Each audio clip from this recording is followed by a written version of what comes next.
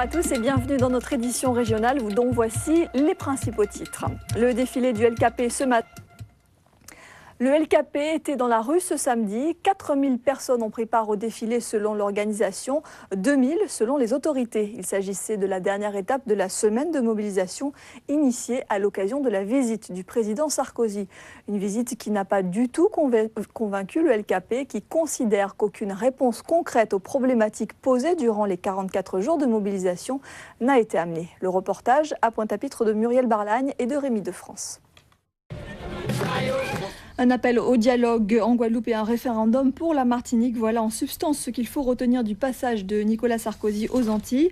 Le député maire Éric Jalton relève avec satisfaction la déclaration du chef de l'État suivant laquelle l'article 74 de la Constitution française est compatible avec le maintien des aides européennes actuelles dont bénéficie la Guadeloupe dans le cadre de l'article 73. Il regrette toutefois que le président n'ait apporté aucune réponse concrète au non-respect par l'État de sa signature dans l'accord Binot. Et puis le Parti socialiste a qualifié de voyage bâclé le déplacement de 7 heures de Nicolas Sarkozy en Guadeloupe, estimant qu'il s'agissait tout simplement d'un rendez-vous manqué.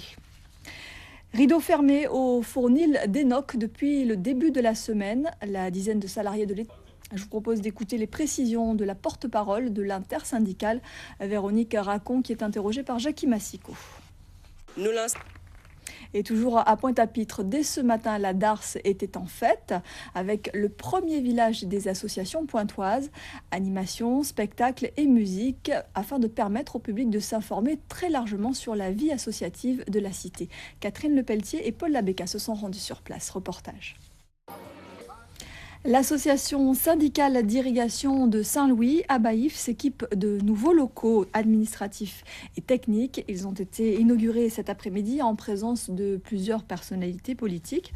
Un nouvel outil qui s'accompagne d'ailleurs d'un système d'irrigation de démonstration destiné aux jeunes agriculteurs. Le reportage de Jackie Massico et Thierry Philippe.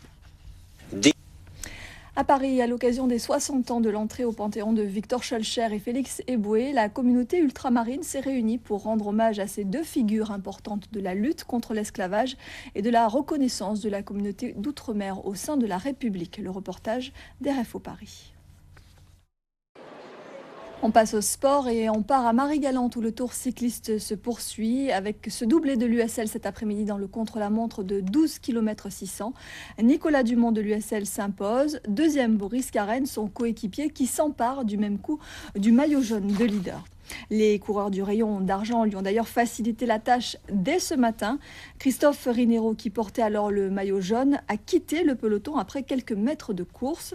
Eddy Limbaud, le deuxième au classement général, a été mis hors course par les commissaires pour attitude incorrecte. Un incident qui ternit l'image de cette épreuve. Les faits avec Robert Gaspard, Jean-Marie Mavounzi et Christian Danquin. Et le point complet sur ce tour dans la page spéciale juste après ce journal. Les championnats départementaux seniors d'athlétisme à présent, c'était au stade René-Serge Nabajotte des Abîmes. Cette compétition transformée finalement en catégorie open en raison de la pénurie de seniors. Elle a permis aux catégories juniors et espoirs de tenter de réaliser leur minima pour les prochains championnats de France. Le reportage de Ménel et d'Olivier Duflot.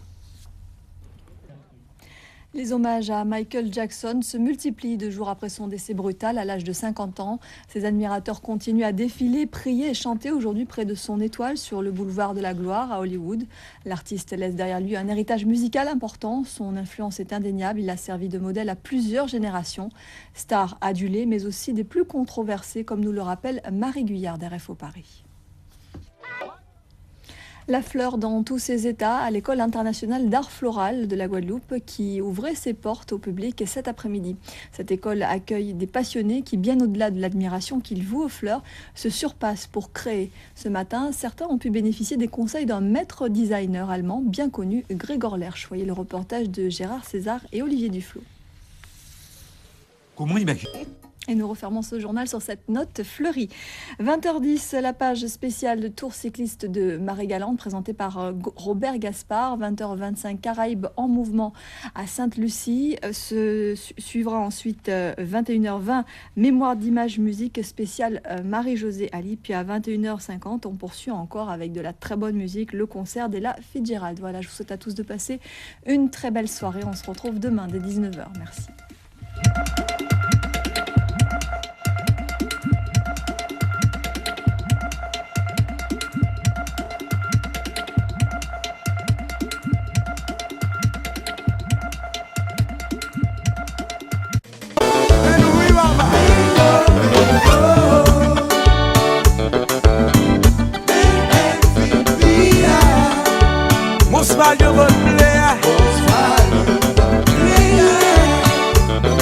C'est pas parce qu'elle doit nager, c'est qu'on va la mater. Regardez qui j'en tout le monde content.